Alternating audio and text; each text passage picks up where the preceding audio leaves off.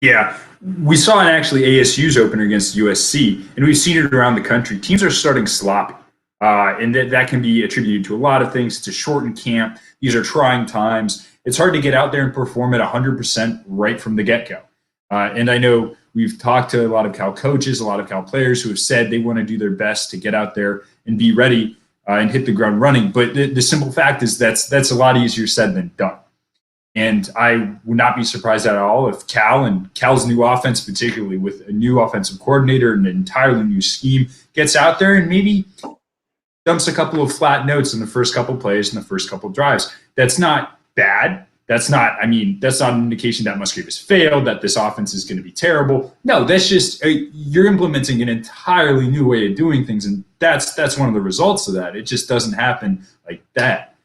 And so that I think is the biggest deal. If you take that UW game, Cal has some time to start slow. UW would have been a great team, but stakes are a little lower. You get the first couple quarters to get your feet under you, and by the time you hit Arizona State, you're ready and rolling. The same way ASU is going to be after that USC game, and Cal's just not going to have that. You're going to start a little slow, and I see that really hurting the Bears' new offense.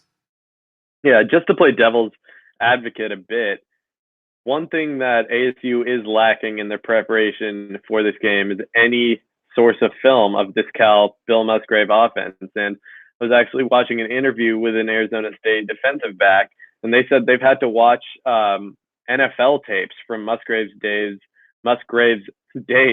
coaching NFL teams.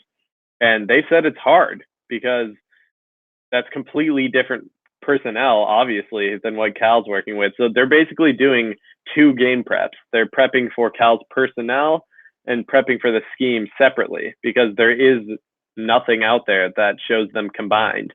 I mean, they obviously haven't seen anything from camp. We haven't seen anything from camp. So they really don't have anything to go off of so far. So I think that does give Cal somewhat of an advantage. On the other flip side, ASU's offense knows what they're getting. Cal's defense hasn't changed really at all schematically since last season, at least what we know of. I'm sure the coaches will always throw some kinks in there. But right now we're talking about how the Cal offense will pair up with ASU's defense. And to be honest, ASU's defense impressed me. They played USC, who is pretty much widely projected to have the best offense in the Pac-12 this season, especially with Oregon losing so many players.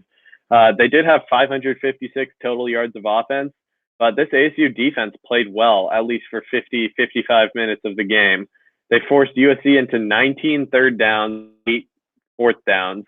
USC did convert 6 of those 8 fourth downs, but they were forcing the Trojans into long, long drives, and USC was able to move the ball down the field somewhat effectively, but it wasn't like they were just running over this ASU defense and just getting chunk play after chunk play. It was not like that at all.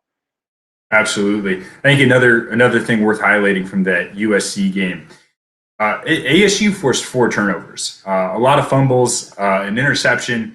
That's not, again, we said like that was a kind of a sloppy game at points. Like it was a bit down in the trenches. People make mistakes, but there's no reason to think that maybe Cal might not make some of those same mistakes. So that's something else to watch out for. This ASU team showed very early on that it can put teams in trouble and it can create big plays, and that's something Cal has to watch out for. The Bears fumbled the ball 11 times last season. They only lost 4 of those, but that's not something you can afford to do here if you want to win. I mean, that's something that every coach will talk about, the turnover battle.